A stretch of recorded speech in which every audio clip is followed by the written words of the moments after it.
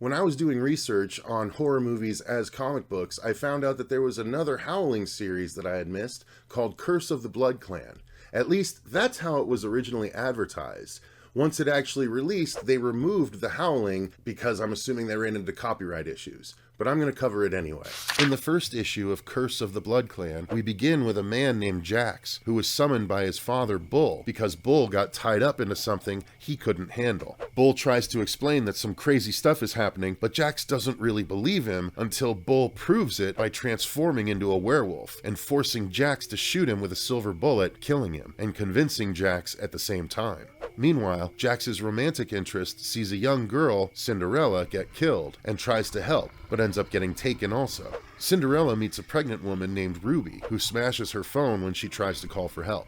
Jax infiltrates the group that turned his father into a werewolf and ends up killing a werewolf before another escapes into the night. Issue number 2 begins with the clan of werewolves as they continue killing innocents. The colonel that knows too much about the wolves and is obviously their leader speaks to his number 1, Jonah, about their plans to make werewolf snuff films. Turns out the colonel is the one leading the group that took Cinderella, and she's prepared to be a victim in a new film. Jax follows his lead to a diner where more werewolves try and stop him, but he makes relatively short work of them after getting the info that he wants. Soon, Jax crosses paths with Jonah, who explains he's actually been helping Jax along his journey. Then, we see that the Colonel is in league with who is clearly supposed to be Marcia from The Howling, only she's called Marta Talbot here. In issue number 3, a pregnant Cindy, aka Cinderella, locked up in a sanitarium, continues to tell the story of the events back when she was first kidnapped. Jax and Jonah enter the compound and make short work of anyone trying to stop them as they retrieve and free Cindy.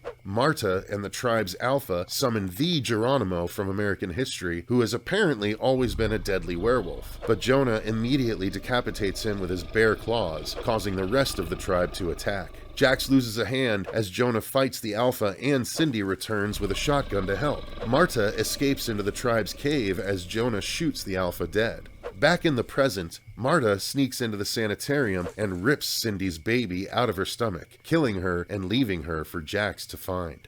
The Curse of the Blood Clan story that takes place in the annual is actually a prequel to the main story. In it, a crazy man named Sirius is out there becoming a werewolf and killing people regularly, but he's attracting too much attention, so we see Jonah is sent to take care of the problem. After Sirius defies Jonah's orders to stop, they both wolf out, then they fight. When the Jonah wolf is the only one left standing, he holds up Sirius's head and bellows with victory. So that's Curse of the Blood Clan. Cool artwork, fun story, not officially Howling canon, but I think worth having.